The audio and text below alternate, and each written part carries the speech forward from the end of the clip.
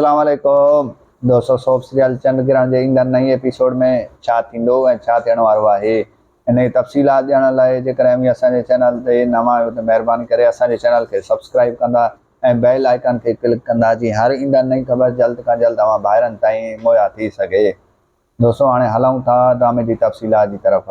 तव्हांखे ॾेखारियो वेंदो त ईंदड़ नई एपिसोड में यूसुफ जेको आहे सो सनम जे घर ईंदो। जीअं दोस्तों तव्हांखे ॿुधाईंदा हलूं त सनम हुनखे चवंदी त जेको आहे सो तूं उहो ई शख़्स आहीं जंहिं मुंहिंजे पीउ खे जेको आहे सो मुंहिंजे पीउ ते पहिरियां इल्ज़ाम आयो ऐं उन खां पोइ वरी मुंहिंजे पीउ खे तो जेको आहे ज़ख़्मी करे उछराए विया। तंहिं खां पोइ हू चवंदासीं तव्हां वरी मूं ते इल्ज़ाम था आणो, हिकु त तुंहिंजो पीउ जेको आहे मूंखे मारे वियो, उन खां पोइ वरी तव्हां मूं ते इल्ज़ाम पिया आणो। तंहिं खां बाद में तव्हांखे ॿुधाईंदा हलूं त हुन ॿिन्हिनि जे विच में अञा जेको आहे सो बहस अॻिते हलंदी। ऐं उन खां अलावा तव्हांखे ॿुधाईंदा हलूं त जेको आहे सो फिज़ा जेको आहे ईंदड़ नए एपिसोड में परेशान हूंदी ऐं घर में रोअंदी। तंहिं खां पोइ जेको आहे सो उनजी माउ हुनखे चवंदी त जेको आहे सो इहे वॾेरा आहिनि, इन्हनि जो कमु ई इहो आहे ग़रीबनि ते ज़ुल्म करणु। तंहिं खां पोइ फिज़ा चवंदसि न मां हू अहिड़ो न आहे, हू त जेको आहे सो ग़रीबनि जो हॾु ॾोखु आहे ऐं हू हमदर्द आहे।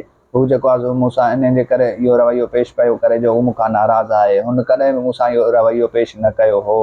ऐं होॾो वरी तव्हांखे ॿुधाईंदा हलूं त ईंदड़ एपिसोड में तव्हांखे ॾेखारियो वेंदो त जेको आहे सो जेको आहे सो रईस जो जेको नौकर आहे उहो तमामु घणो मतिलबु जेको कमदार आहे उहो तमामु घणो ख़ुशि हूंदो, छो जो उहो ॿियनि खे विढ़ाइण में जेको आहे सो कामयाबु थी वेंदो। तव्हांखे ॿुधाईंदा हलूं त यूसुफ खे बि जेको आहे सो हिन कुटरायो ऐं इन खां अलावा वरी जेको आहे समाज खे बि हिन कुटरायो। ॿिन्ही खे पाण में विढ़ाए जेको आहे सो पाण ख़ुशि थियणु थो चाहे।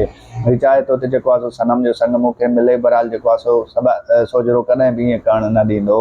ऐं तव्हांखे ॿुधाईंदा हलूं त ईंदड़ एपिसोड में तव्हांखे ॾेखारियो वेंदो त जेको आहे सो वॾेरे जी जेका भेण आहे उहा नवाज़ सां मिलणु वेंदी। तव्हांखे ॾेखारियो वेंदो त वॾेरो हुते अची वेंदो ऐं वॾेरे खे शक थी वेंदो। वॾेरे खे पहिरियां ई शक हुयो, बहरहाल उहो कुझु ॾिसी ऐं तमामु घणे जेको आहे शक में मुब्तला थी वेंदो।